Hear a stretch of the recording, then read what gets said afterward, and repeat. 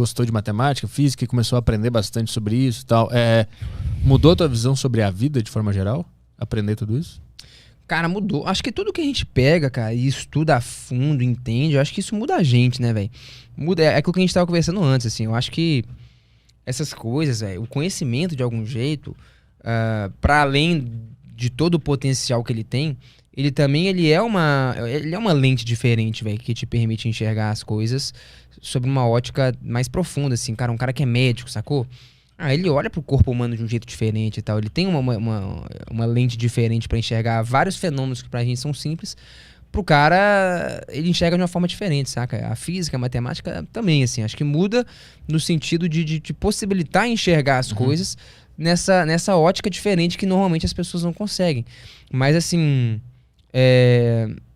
acho que é mais isso, assim, é mais no sentido de te possibilitar ler a realidade numa dimensão distinta, mas não de tipo assim, cara, sei lá, o cara ficou muito analítico, muito maluco, números. Não, eu continuo sendo o mesmo cara. Mas eu digo assim, sobre o mistério da vida, assim, tu passou a acreditar em Deus, passou a acreditar mais em Deus, não acredita? Ah, tá. Pô, com a matemática, cara, deixa eu pensar. Cara, isso é interessante, assim, essa mistura entre Deus e ciência e matemática é bem curiosa, porque hoje em dia eu acho que são coisas muito distintas. Eu acredito em Deus. E de algum jeito, no início, a física e a matemática me afastaram desse caminho, mas depois me conectaram de novo. Mas não acho que isso é a regra, não sei se isso é com todo mundo. Mas é muito curioso, cara, o debate entre ciência e religião. Porque, assim, por exemplo, pega a teoria do Big Bang. Ela é um bom exemplo, e eu estudei a fundo. Porque hoje em dia eu faço mestrado em física e eu estudo a teoria da relatividade no Einstein. E o Big Bang é um modelo cosmológico lá, que é da teoria do Einstein, que meio que tudo surgiu de uma explosão e tal, o universo inteiro estava todo condensado num único ponto, não existia nada nem espaço nem tempo, e numa explosão tudo surge. E é um modelo cosmológico muito interessante esse aí. E olha que ideia mais interessante, velho, a parada do Big Bang. Vamos lá, quem criou a teoria do Big Bang foi... Não, vou começar do final, que eu acho que vai ser mais interessante. Hoje em dia, a galera usa, por exemplo, muito a teoria do Big Bang pra falar assim, cara, pô, a gente não precisa mais de Deus. Pô, eu consigo explicar o universo desde lá atrás e tal, pronto, eu já sei tudo. Então é uma teoria muito usada pra se defender um ponto de vista. Só que ao mesmo tempo, cara, olha que coisa curiosa, quem que criou a teoria do Big Bang foi um padre, cara. Um cara que chamava Lemaitre, Jorge Lemaitre, se eu não me engano. O cara era muito foda em matemática, em física. Ele pegou a equação de Einstein, resolveu e falou, cara, tem uma solução aqui que se a gente voltar lá no passado, remonta a uma contração do espaço inteiro no ponto. O cara era um padre, velho. Imagina o tanto que o padre não manjava de matemática e física. Ele resolveu a equação do Einstein, nem o Einstein tinha resolvido. Quando ele cria a equação, ele joga pra galera e fala, bicho, tá aí, velho. É uma equação muito complexa. O primeiro cara que resolveu não foi ele. Era um cara que chamava Schwarzschild e tal, que morreu numa guerra lá. Mas enfim, aí o padre vai e resolve. E aí, velho, a galera fica debochando. Tem uma galera que debocha, assim, fala, cara, tá maluco, velho? Que teoria maluca, assim, tudo surgiu de um ponto e tal. E um cara, que inclusive era ateu, pra meio que pesar o padre e criticar a ideia do cara, esse cara é um padre, ele não sabe de física e tal, essa teoria maluca daí do Big Bang, meio que debochando, tá ligado? Big Bang era o nome de deboche. E que hoje a gente na real usa até hoje. Então você olha que parada mais maluca, cara. A parada do Big Bang, que hoje em dia é usada pra se defender muita ideia de que a gente não precisa de Deus, foi criada por um padre e o nome foi dado por um cara que era ateu, que na verdade era pra debochar do padre, e o padre mesmo, meu irmão, nem tava vendo talvez, sei lá, Deus, né? Galera, nós somos da física aqui. O Galileu tem uma frase legal, quando ele é condenado pela igreja, por conta da visão de mundo heliocêntrica, né? Quando ele fala, cara, não é a Terra que tá no centro e todo gira em torno da Terra e nós somos o centro do universo e tal. Quando ele coloca a ideia de que o Sol tá no centro, a igreja pesa em cima e, enfim, condena ele. Depois ele volta atrás e tal, mas tem uma frase dele que eu acho legal, que ele fala assim, cara, a igreja, ela pode saber o caminho dos céus, não tem problema nenhum. Ele inclusive era católico e tal, ele não era ateu, mas ela não precisa necessariamente saber como os céus caminham. Ou seja, meu irmão, vocês estão estudando uma coisa, o caminho para os céus. Eu quero estudar como é que os céus caminham, como é que as coisas se movimentam, são coisas distintas e tal. Então, enfim, eu acho que são coisas muito distintas, assim. Pra mim, no caso, chegando aí então agora na resposta à pergunta, pra mim, num primeiro momento, serviu pra me afastar, depois serviu pra me conciliar. E eu não sei qual que é a regra nisso aí não, cara, mas hoje em dia eu só vejo como coisas bem distintas. Eu acho que elas podem se associar e uma coisa pode alimentar a outra, mas acho que não precisa ser assim. Acho que é bem a ideia do Galileu, cara. Uma coisa é o caminho dos céus e a outra é o estudo da natureza, né? Como é que os céus caminham. São coisas meio distintas. Mas como é que tu te conciliou de novo depois? Cara, eu acho que assim, depois de estudar muito, assim, no meu caso, ver a regularidade, velho, das coisas que funcionam e tal, isso de algum jeito, pra mim, velho, me remete a uma inteligência, saca? Uhum. Tipo assim, a gente tá conversando de várias coisas malucas aqui e tal. Aí, por exemplo, quando você mesmo fala assim, cara, o número.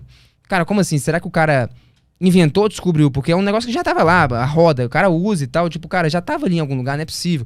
A discussão é mais ou menos nessa linha. Quando você começa a ver o padrão com que você consegue descrever a natureza de um jeito matemático preciso, são leis, velho, muito bem definidas de como que as coisas funcionam e tal. É uma regularidade muito grande, cara, que beira até o artístico, assim, de você ver, caceta, velho, que doido isso aqui. Tipo, a equação do Einstein lá, cara, uma equação desse tamanho que tem centenas e milhares de anos de conhecimento humano ali, velho. Como é que funcionam os planetas, aí ondas gravitacionais e vários padrões de como é que a natureza funciona, tudo numa equaçãozinha assim, cara. E aí você vê, cara, ali tá contido, assim, várias verdades do universo, todas com um padrão muito bem definido de execução e tal.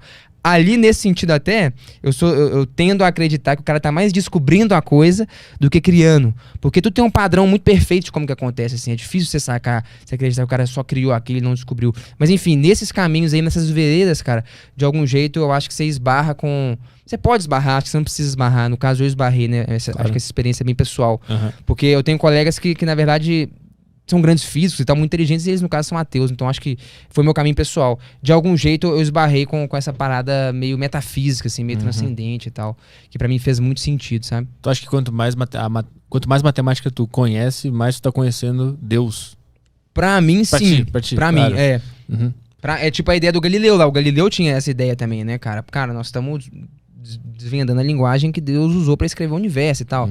Mas pra muitos caras e muitos grandes físicos matemáticos não era assim. Então acho que isso é bem particular mesmo. Tem uma coisa que eu li sobre o Big Bang há um tempo atrás, que na verdade o Big Bang ele prova que Deus existe.